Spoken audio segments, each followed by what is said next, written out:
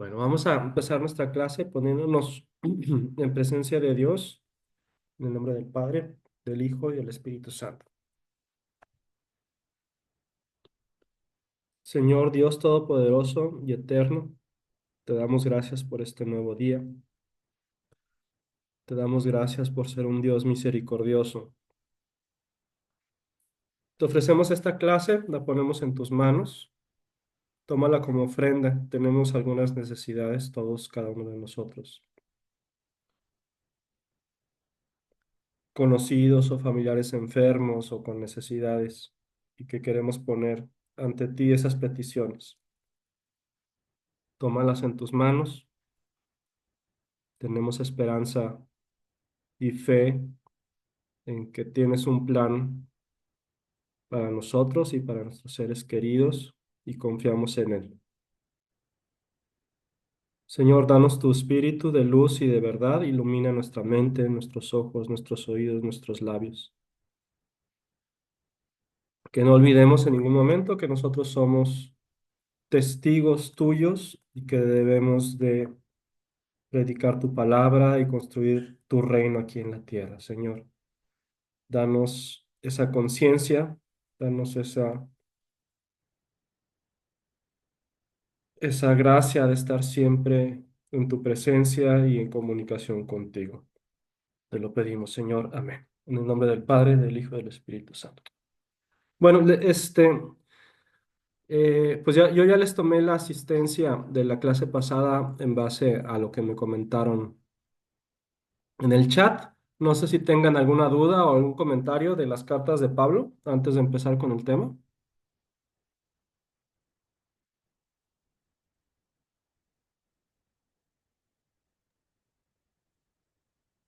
Yo por mí no, todo correcto.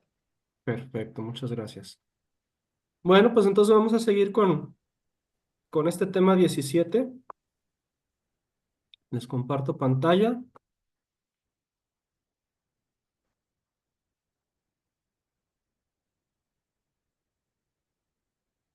Esto termino la presentación. A ver, nada más que se quedó grabado la...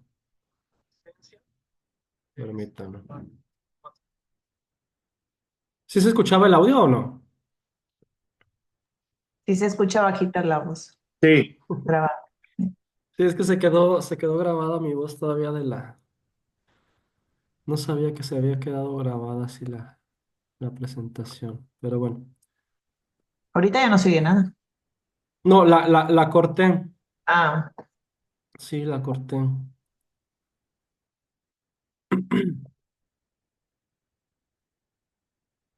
Nada más que ahora no la puedo volver a...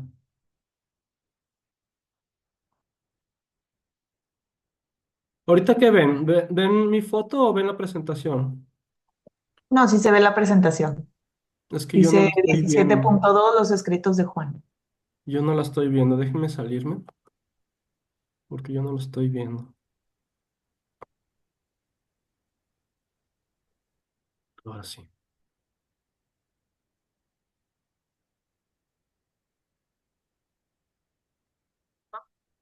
Vamos a acordar. Y déjenme ver cómo deshabilito la voz. La grabación se corta. No olviden agradecerle a Dios por este momento. No encuentro cómo deshabilitar la voz. Y tampoco olviden seguir Pero trabajando. ya se va a acabar ahí, ¿no? Ya se va a acabar. Yo creo que voy a esperar a que termine de yo mismo de hablar para poder hablar.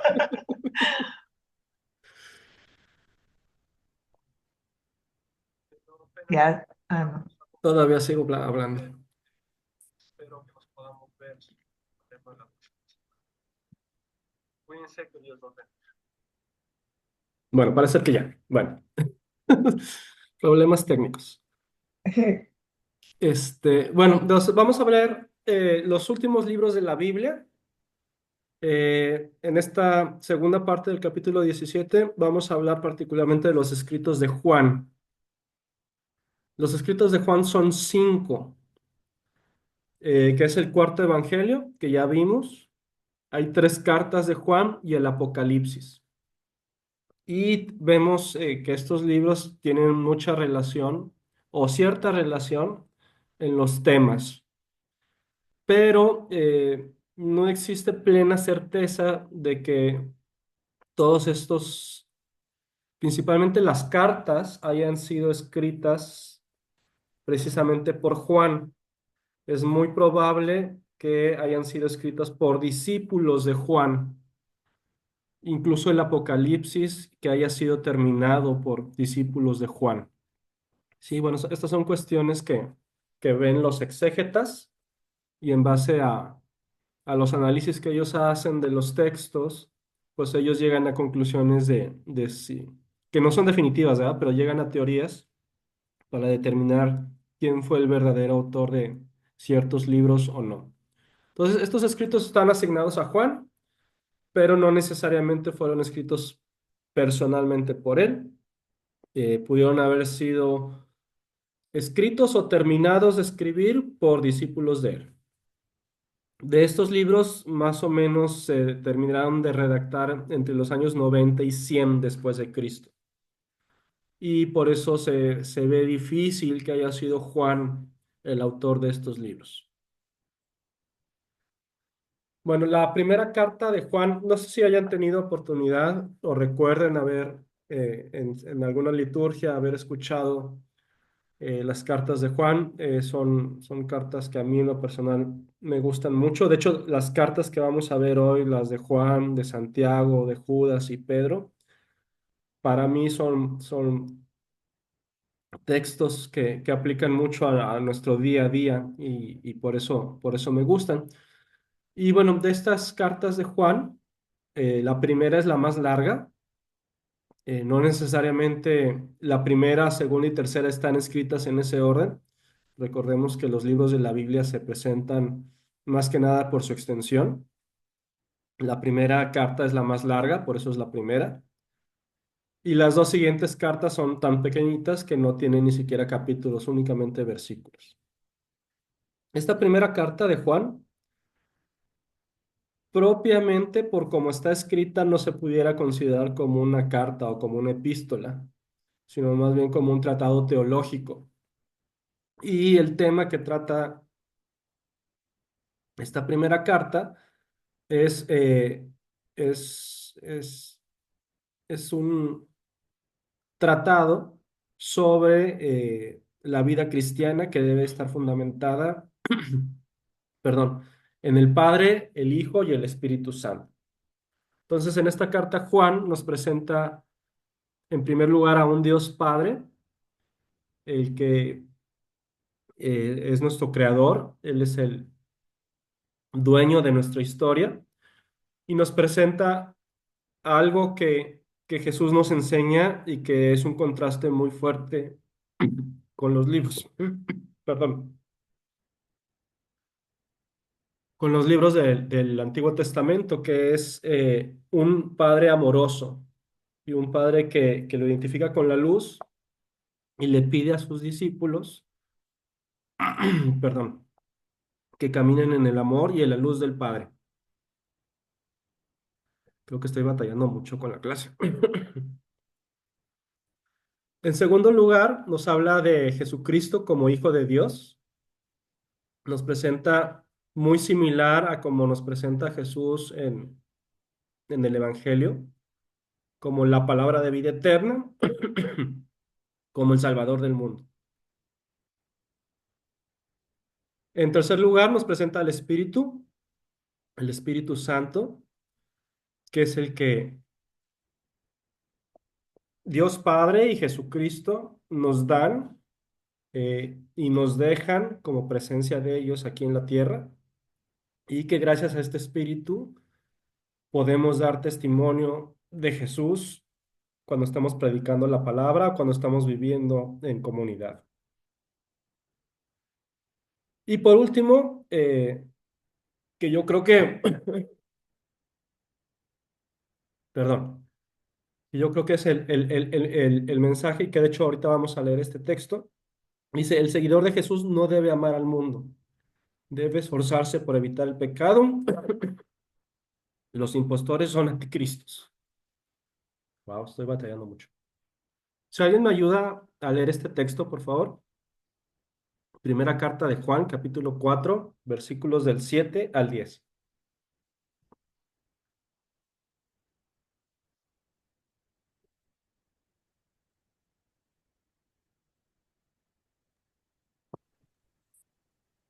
Aquí está.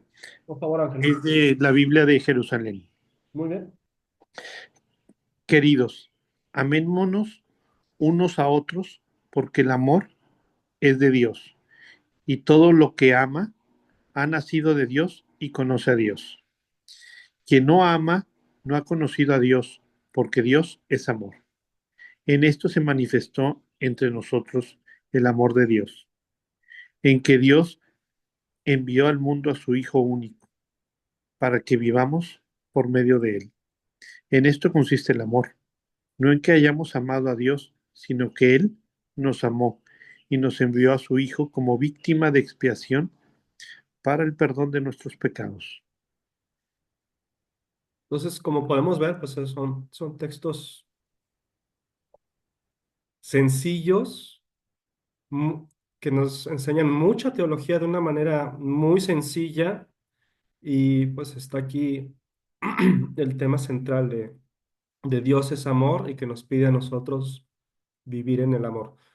Por eso les digo, son cartas eh, que aplican mucho a nuestra vida diaria, todas estas que vamos a ver el día de hoy. La segunda carta de Juan. Esta segunda y tercera carta no tienen capítulos. Esta segunda carta es como si fuera una carta escrita por un obispo, un presbítero, a alguien que se llama elegida. En realidad, esta elegida es una iglesia concreta, una comunidad. Pero bueno, en la forma de escribir esta carta, la dirige a elegida. ¿Qué nos enseña esta carta? Nos pide permanecer en la verdad, cumplir con la ley del amor otra vez y perseverar en una doctrina auténtica. Si alguien me ayuda con este texto, por favor. Segunda carta de Juan, versículo 9.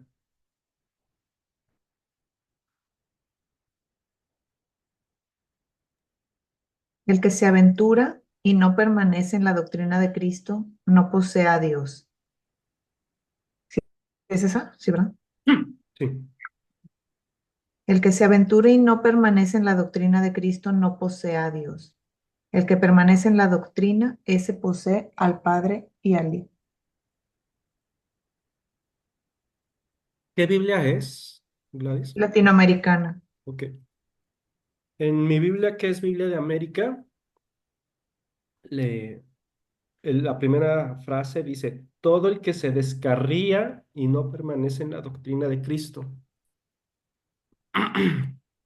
Creo que aplica mejor esa palabra al mensaje, descarría. Entonces aquí estamos viendo cómo esta carta está escrita probablemente a alguna comunidad que está experimentando dificultades. Probablemente era muy común, como también ya nos explicaba Pablo, que llegaban personas a estas comunidades enseñando otras doctrinas, hablando en nombre de Jesús, pero sin representar el mensaje verdadero de Jesús. Entonces, muy probablemente esta carta está escrita a una comunidad en esa situación. La tercera carta es una carta escrita a alguien de nombre Gallo. Gallo, por lo que podemos intuir de esta carta, dirige a una comunidad, o bueno, forma parte de una comunidad cuyo dirigente está en contraposición a Gallo. Si alguien me ayuda con este texto, por favor.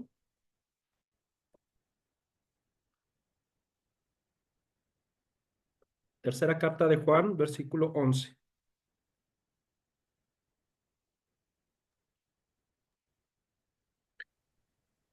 Sí, Querido, no imites lo malo, sino lo bueno. El que obra el bien es de Dios. El que obra el mal no ha visto a Dios. Muy bien, bueno, pues con esto terminamos estos tres cartas de Juan. Vamos a hablar muy brevemente del Apocalipsis. De hecho, el Apocalipsis es el tema final del tercer año de Biblia y entramos en mucho más detalle en el Apocalipsis. Ahorita vamos a ver algunas cosas importantes. Este libro del Apocalipsis es un libro que llama mucho la atención. Es un libro muchas veces mal entendido porque el objetivo principal de Juan para escribir este libro es dar un mensaje de esperanza.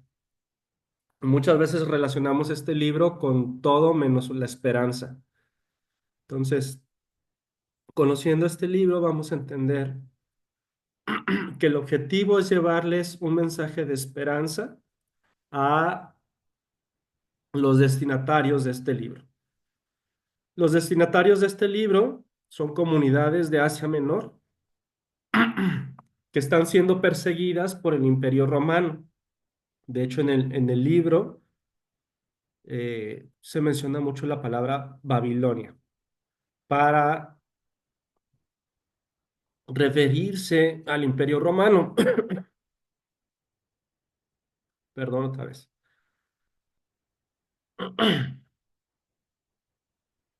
El, el hecho de que este libro maneje tanto simbolismo, como vamos a ver, tiene mucha simbología en cuanto a números, animales, colores, es porque este libro está destinado a comunidades perseguidas. Entonces es un libro sí, un libro o unos textos escritos de tal manera que si estos textos eran leídos por alguien fuera de la comunidad, pasarán como libros o textos que pudieran parecer cuentos o que no se entendiera bien el verdadero mensaje del libro.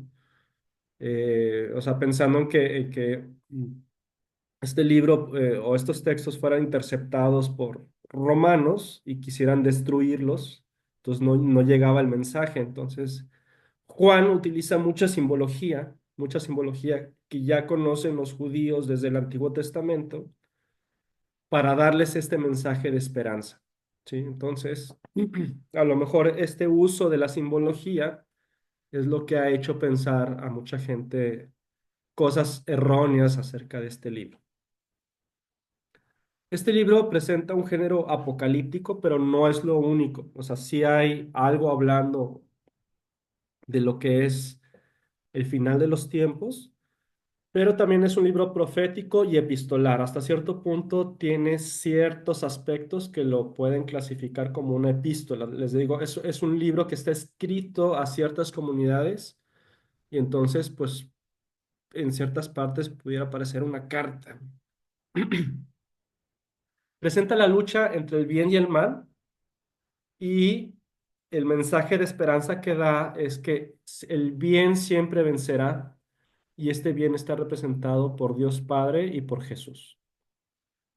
Es un libro de esperanza en medio de la prueba. ¿Cuál es la doctrina del libro? Esto que yo les acabo de decir, pues es la naturaleza del libro. ¿Cuál es la doctrina? Bueno, en primer lugar, muy similar a todos los textos de Juan, es que Dios es nuestro Padre, el único Señor y el dueño de nuestra historia como humanos. ¿Sí? Toda la historia, todo lo que hemos sido, todo lo que hemos hecho como humanos, pues es por nuestro Dios Padre. A Jesucristo lo presenta como un cordero que es inmolado, es decir, que es sacrificado, y que este cordero resucita y al resucitar participa de la gloria del Padre. Nos presenta un Espíritu Santo que exhorta, que anima, que también reprende y nos prepara para este final, este encuentro glorioso de la iglesia con nuestro Dios Padre y en el que Jesucristo toma su trono. Nos dice también que las iglesias deben saber escuchar a este Espíritu Santo. Solamente con el Espíritu Santo será posible la conversión y la purificación constante. Es decir, el Espíritu Santo es el que nos hace crecer en nuestra relación con Dios, en nuestra relación como comunidad en la iglesia. Y la iglesia tiene que enfrentarse de manera constante al mal. El mal siempre va a estar tratando de acechar, de, de, de quitar fieles, de engañarlos, y entonces va a haber una lucha constante hasta el fin de los tiempos contra el mal y la iglesia debe prevalecer con la ayuda del Espíritu Santo. Debemos mantenernos fieles a Jesús, nuestro Cordero, y seguirlo. Y también este libro presenta a la esposa del Cordero. La esposa del Cordero pues viene siendo la iglesia y es una iglesia que incluye a los judíos y a los paganos. Entonces, no sé si sobre este libro del Apocalipsis ustedes tengan alguna duda o algún comentario.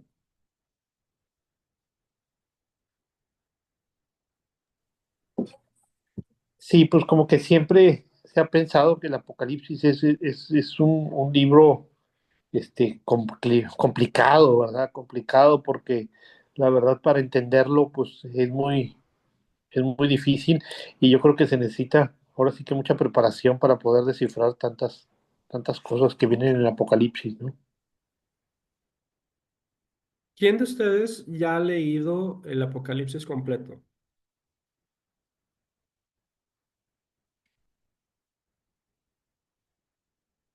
Bueno, supongo que nadie. No, Los invito cuando puedan a leerlo, porque las partes que logramos conocer del Apocalipsis por lecturas o por la liturgia no reflejan todo el contenido del Apocalipsis. De hecho, particularmente los primeros capítulos del Apocalipsis son muy bonitos. Esta, yo los invito a leerlo. Van en el mismo sentido, los primeros capítulos, en el mismo sentido de las cartas que acabamos de ver de Juan, del Evangelio de Juan. Son, son textos que nos pueden ayudar mucho en nuestra vida diaria.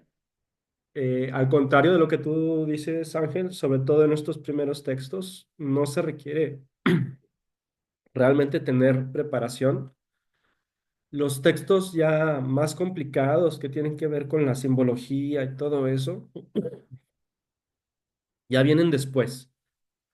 Este, pero los primeros capítulos son, la verdad, muy bonitos y les recomiendo leerlos. no, pues qué bueno que nos dices la verdad porque sí, eso es lo que yo había escuchado, que para leerlos había que tener preparación. Yo no había escuchado esto de que los primeros eran de fácil lectura y eran buenos. Qué bueno que nos los compartes. Yo me quedaba entonces, yo creo que con la segunda parte, lo de los simbolismos y todo eso. Entonces, pero es bueno, gracias por ahí, por el comentario.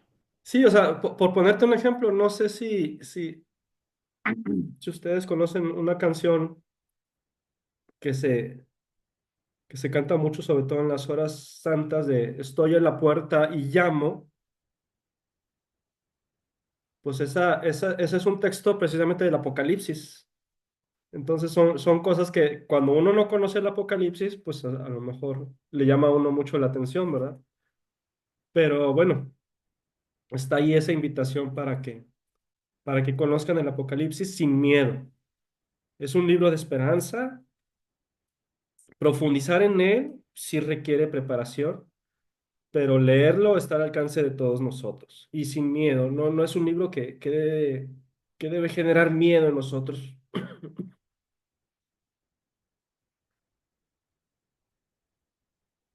Bien, los restantes escritos del Nuevo Testamento. Tenemos la carta a los Hebreos. Es una carta muy importante. Es un libro extenso. es un libro con temas densos.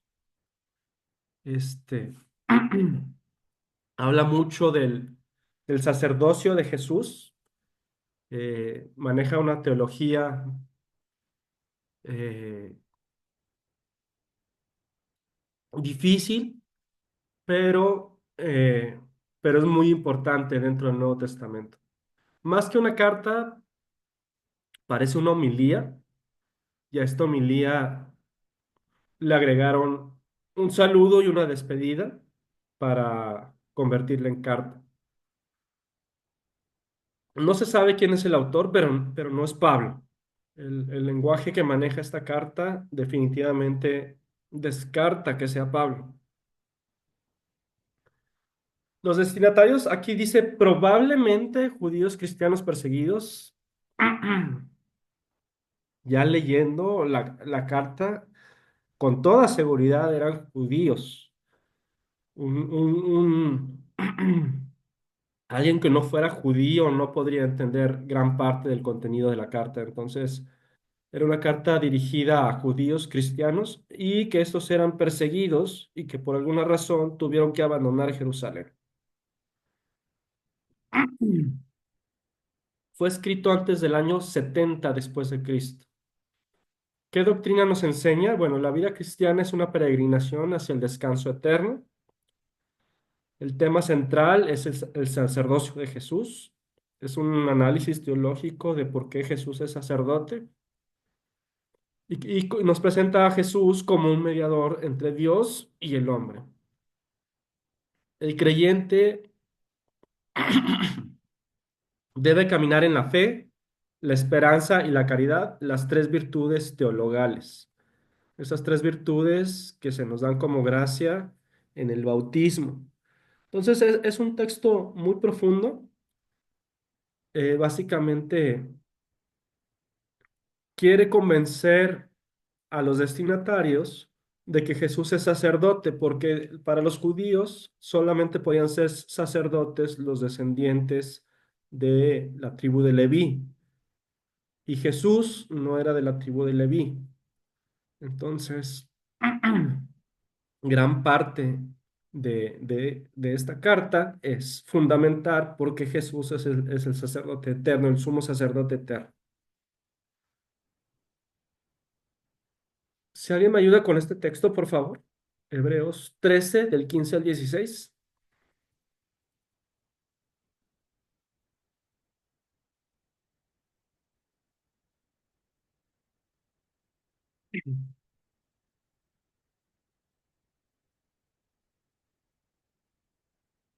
En lo que descansa mi garganta.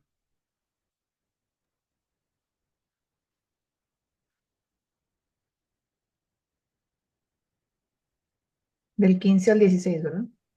Capítulo 13, 15 al 16. Ofrezcamos a Dios en todo tiempo, por medio de Jesús, el sacrificio de alabanza que consiste en celebrar su nombre. No se olviden de compartir y de hacer el bien, pues tales sacrificios son los que agradan a Dios. Muy bien, pues esta prácticamente ya es la parte final con la que concluye el autor esta carta a sus destinatarios. La carta de Santiago, también una carta muy bonita, muy práctica, que nos enseña muchas cosas, sobre todo la parte de las obras. Esta carta parece ser una recopilación de varios sermones y, contrario a lo que mucha gente piensa, esta carta fue escrita por alguien que se le conoce como Santiago el Menor. Santiago el Menor no fue apóstol. Santiago Menor aparece en algunos evangelios, si mal no recuerdo, en Marcos y Mateo como hermano del Señor. Recordemos que para los judíos no existían palabras similares como primos o tíos. Entonces, todos los hijos de un padre, incluyendo sus esposas y sus hijos, Todos ellos formaban una familia y todos ellos eran hermanos. Entonces, mencionar como hermano del Señor o hermano de Jesús a otras personas se refiere a primos probablemente de Jesús. Muy probablemente Santiago junto con Judas, el autor de la carta a Judas, eran hermanos y primos de Jesús, probablemente hijos de una hermana de María, ¿sí? Entonces, bueno, todas estas relaciones que hay están estudiadas por los exégetas. En este caso se sabe que esta carta está escrita por Santiago el Menor y Santiago no fue apóstol. Fue escrita entre los años 60 y 61 después de Cristo y si es que fue escrita por Santiago. Si no fue escrita por Santiago y fue un seudónimo o un autor anónimo, entonces se escribió alrededor del 80 después de Cristo. Temas fundamentales y les recomiendo leer esta carta que es muy cortita y muy bonita. Es la igualdad y dignidad de todos, en el que nos dice que no debemos hacer menos a nadie, especialmente poniéndonos como ejemplo de que a veces le damos preferencia a los ricos, a los famosos, a los poderosos. Entonces aquí nos enseña que todos somos iguales. Y yo creo que el mensaje más importante de esta carta es que la fe siempre se debe mostrar con obras. A final de cuentas, nosotros no vamos a ser juzgados por nuestra fe, sino por nuestras obras. Entonces, una carta muy bonita también, si no la conocen, que les recomiendo leer. Hay dos cartas, ay, aquí está mal escrito. Pedro, no Pecro. Ahorita corrijo esto. La primera carta de Pedro fue escrita hacia el año 64 después de Cristo. Hay quien dice que el autor no fue Pedro, y si este fue el caso, quiere decir que fue escrita alrededor del 80 después de Cristo. Está dirigida a algunas comunidades de Asia, muy probablemente cristianos gentiles, no judíos, que estaban siendo perseguidos. En esta carta Pedro nos habla del bautismo y, bueno, aquí dice consecuencias, pero yo diría más bien eh, regalos o gracias que nos da el bautismo y las responsabilidades que lleva uno por estar bautizado. Es una carta en la que le pide a sus destinatarios dar testimonio y no desfallecer en este testimonio, en este dar a conocer el reino de Dios. Y pide que los presbíteros, los encargados de cada comunidad, sean auténticos servidores, que sean modelos de Jesús, quien es el pastor supremo. Si alguien me ayuda a leer este texto de la primera carta de Pedro, capítulo 2, versículo 9, por favor.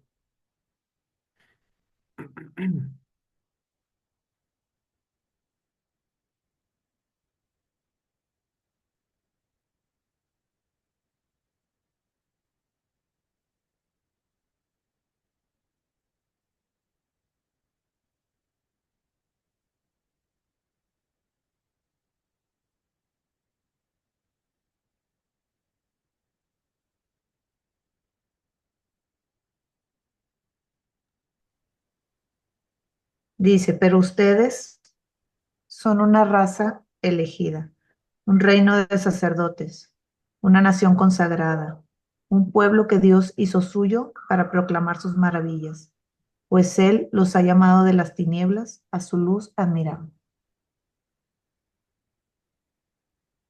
Correcto. De hecho, también es un texto que escuchamos con cierta frecuencia también en la liturgia y que hace referencia a esto que acabamos de decir. Estas palabras de Pedro hacen referencia a dos libros del Antiguo Testamento, al Éxodo y a Isaías, el tercer Isaías, en relación a esto que acaba de, de leernos Gladys.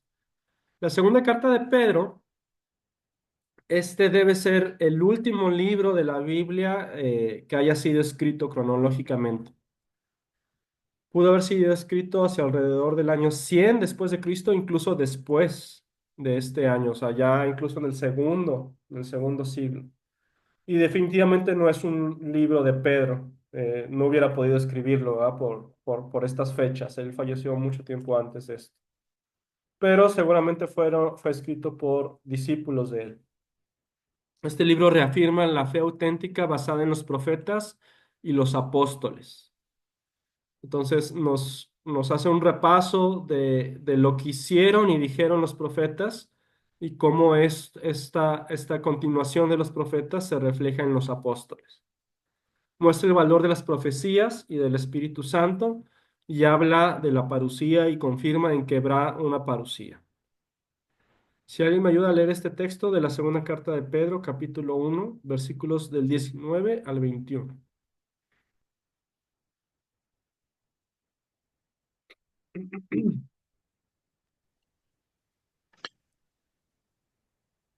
Contamos también con la firmísima palabra de los profetas. Hacéis bien en prestarle atención, como si fuera una lámpara que ilumina un lugar oscuro en espera de su despunte el día y surja en vuestros corazones el lucero de la mañana.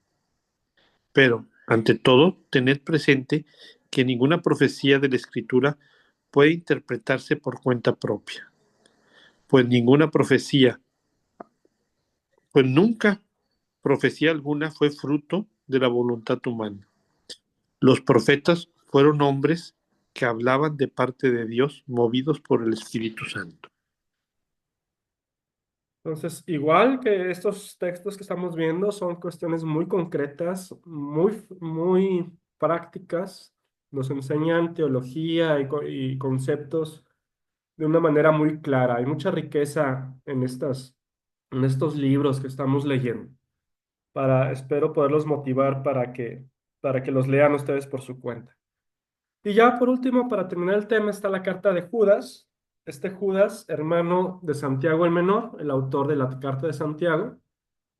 Si fue escrita por él, es más o menos del año 70 después de Cristo. Si no fue escrita por él, es de los años 80 90 después de Cristo. Y en esta carta, el autor previene a la comunidad contra los falsos doctores, un tema también recurrente mucho en Pablo. Y bueno, hace menciones a ciertos libros del Antiguo Testamento, pero libros apócrifos. ¿Sí? Entonces, como sabemos, los libros apócrifos son libros que están fuera del canon. Y aquí una pregunta que ya les he hecho antes y espero que ahora sí me puedan contestar. ¿Cuántos libros hay en la Biblia y cuántos son del Antiguo Testamento y cuántos del Nuevo Testamento?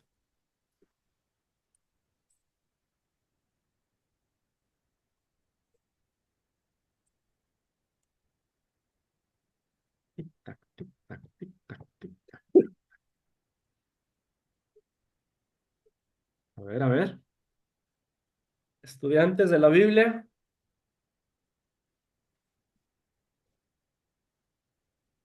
revisando apuntes rápidamente, ¿ok? Me lo sabía y ya lo volví a olvidar. Son 73 libros. 73 libros, sí. ¿Y cuántos Cuarenta son? y seis, ¿sí? 46 del Antiguo del Testamento. Antiguo y 27 del Nuevo. Correcto. Entonces, libros que no están dentro de estos 73 libros del Antiguo Testamento son libros apócrifos, ¿ok? Son libros que no están considerados dentro del canon, que no necesariamente por ser apócrifos no nos puedan dar enseñanzas o explicarnos verdades, simplemente no están considerados como de inspiración divina, ¿ok? Adelante, Ángel. Una pregunta, ¿y por qué entonces son citados ahí en la carta de Judas, si no fueron inspiración del Espíritu Santo? Porque te digo, no necesariamente si no están inspirados en el Espíritu Santo, en esa época obviamente no existía todavía un canon. Los judíos ya conocían sus libros del Antiguo Testamento, ya para ellos ya estaban definidos, pero no necesariamente por no ser dentro del canon, no quiere decir que no puedan enseñarnos cosas valiosas o verdaderas, ¿sí? O sea, más que nada por eso. Ok, gracias.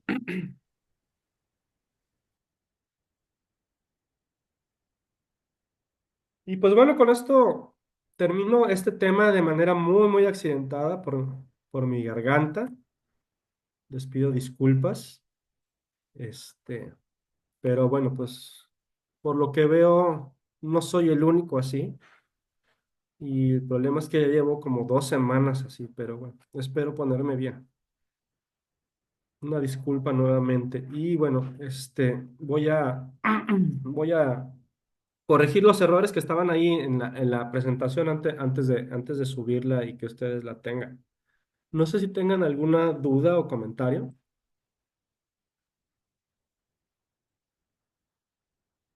Saludo a Altagracia, que no la había visto. Buenos Una días. pregunta, perdón. Sí, La definición de epístola, ¿o qué diferencia hay con otras, escritos en fin? epístola es lo mismo que una carta. Una carta que tiene un autor y que tiene un destinatario. Pero a diferencia de un texto o algo normal, pues es una carta, pues desde el punto de vista literario, incluye, por ejemplo, un saludo. A veces te presentas quién eres, o si ya saben quién eres, pues saludas a tu destinatario, eh, le das buenos deseos, una muy breve introducción y luego ya entras en el tema y al final del tema te despides. Muy bien, Cuando tiene este esquema se le considera una epístola o una carta. un formato. Ujú. Muy bien, gracias.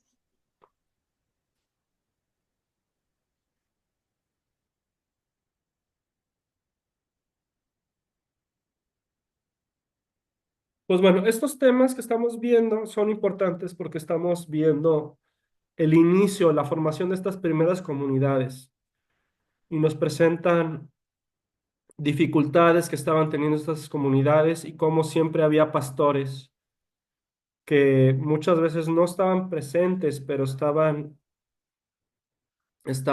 pendientes de lo que ocurría en esas comunidades, particularmente Pablo. Pablo es una persona de llamar la atención por toda su vitalidad, todo su interés, por mantenerse informado y estar en contacto de tantas comunidades, muchas de ellas fundadas por él, otras no, pero aún así él estaba siempre pendiente y siempre viajando y siempre en contacto con ellos, algo que pues para nosotros debe ser una lección muy importante, ¿no? De este trabajo incansable de Pablo. Y bueno, también de los otros autores, ¿no? Que están pendientes de esas comunidades y siempre están buscando cómo darles ese mensaje de esperanza ante las dificultades, cómo, cómo identificar lo que nos aleja de Dios y cómo vivir como verdadera comunidad. Entonces, muchos mensajes muy importantes para nosotros como iglesia en estos libros del Nuevo Testamento. Es por eso que los estudiamos, ¿verdad? Ya estamos, como les decía, muy cerca de terminar el curso. Ya nos faltan pocos temas. Yo calculo que en unas más o menos unas 5 clases vamos a estar terminando ya todo el curso. Les platico esto porque ya en unos minutos más tengo que salir de viaje y voy a estar fuera 3 semanas. Voy a estar en Alemania y por cuestiones del horario veo complicado poder darles clase en vivo las próximas semanas. Eh, Todavía no sé si voy a estar accesible con alguna conexión en el horario, como son 7 horas de diferencia, no sé si tendré disponible algún lugar para poderles dar la clase las próximas semanas. Entonces, les aviso esto porque muy probablemente al menos las dos siguientes clases se tengan que suspender, ¿ok? Pero no se me angustien porque vamos muy bien en tiempo. Yo creo que en unas 5 clases más vamos a terminar. Se nos atraviesa también el descanso por Semana Santa, pero aún así vamos bien en tiempo, ¿ok? Entonces, yo les voy a estar avisando ahí por el chat si va a haber clase o no y cuándo sería esa clase, en el entendido de que es muy probable que las próximas 2 semanas no vaya a haber, ¿ok? ¿Dudas hasta aquí? No, ninguna, está bien para tener más semanas, para acabar como allá por mayo y tener más chance de, Sí, en mayo de los seguramente vamos a cuestionarios. estar terminando. Ujú. Pues Casi un hecho que en mayo vamos a estar terminando. desearle que le vaya muy, muy bien. Muchas Muy bien, buen gracias. viaje, todo, todo, todo. Buen viaje, buen regreso y pues estaremos al pendiente. Entonces probablemente se junten con las semanas de Santa y de Pascua, ¿verdad? Es probable que sí, Ángel, es probable que sí. Sí, Muy bien. porque las vacaciones de Semana Santa empiezan el 12 se me hace, ¿no? Para las escuelas. A ver, aquí tengo un calendario. Sí, porque las siguientes son 29 y 5. 29 de marzo, 5 de abril. Correcto. Y luego el 12 se supone que ya serían El 12 tengo vacaciones. entendido que es Domingo de Ramos. Sí, el 13, Domingo de Ramos. Perdón, el 13, sí. Sí. Y luego, pues son 2 sábados. Y luego el 13 es Puentesote. El 3 de mayo. A ver. Las No digo, no vacaciones sé si para... sea puente oficial, pero yo no estaré. Sí, bueno, las vacaciones oficiales de escuela bíblica Ujú. empezarían el lunes 14 de abril, que obviamente nosotros los lunes no nos reunimos los sábados. Entonces sería del 14 de abril al domingo 27 de abril. Es decir, que 20 y 27 de abril no hay clases por ser vacaciones de BAM. Eso nos deja que el 12 de abril, que es un sábado antes de Domingo de Ramos, probablemente vaya a ser nuestra siguiente clase, el 12 de abril. Ok. Y de ahí la siguiente ya sería hasta mayo, Ujú. ¿ok? Porque sí, viene todavía puentes de mayo, hay puentes en mayo, como bien decías. Sí, ese 3 probablemente sea puente, no sé, porque es jueves primero, es asueto, y luego el lunes 5 es asueto. Sí, entonces ese sábado 3 de mayo seguramente no nos vamos a ver. Y luego el siguiente sábado es 10 de mayo. 10 de mayo. Ujú. Entonces, ya sería cuestión de que De definamos entre organizarnos. nosotros si Sí, nos, si nos veríamos el 10 de mayo o no. Eso ya depende de ustedes. Eso sí, sin sí es problema. elección de ustedes. ¿Ok? Pero aún así, con todo esto, vamos bien el tiempo, no tenemos que apresurarnos. Perfecto. ¿Sale? Entonces, tentativamente, a reserva de que les diga otra cosa por el chat, nuestra siguiente clase sería el 12 de abril. Perfecto, para anotarlo. Ujú.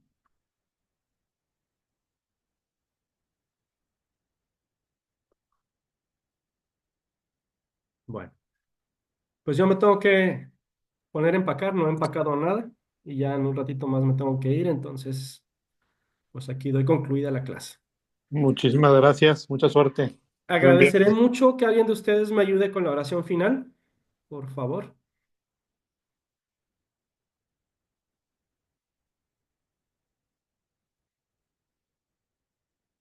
¿Quién se apunta?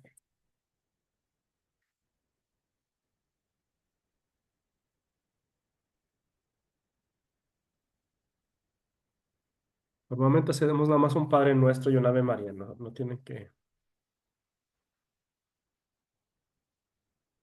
Bueno, yo, perdón. Adelante, María, gracias. En nombre del Padre, del Hijo y del Espíritu Santo. Amén. Amén. Padre nuestro, que estás en el cielo, santificado sea tu nombre. Venga a nosotros tu reino. Hágase tu voluntad en la tierra como en el cielo. Danos hoy nuestro pan de cada día. Perdona nuestras ofensas, como nosotros también perdonamos a los que nos ofenden. No nos dejes caer en tentación y líbranos del mal. Amén. Virgen, ponemos en tus manos para que intercedas por todos estos pensamientos o cosas que a lo mejor están pasando en nuestro corazón y te las elevamos con un Ave María. Dios te salve María, llena eres de gracia, el Señor es contigo. Bendita eres entre todas las mujeres y bendito es el fruto de tu vientre Jesús. Santa María, Madre de Dios, ruega por nosotros los pecadores, ahora y en la hora de nuestros días. Amén. Perfecto, muchas gracias, María. Cuídense mucho y seguimos en contacto ahí por el chat. Igualmente.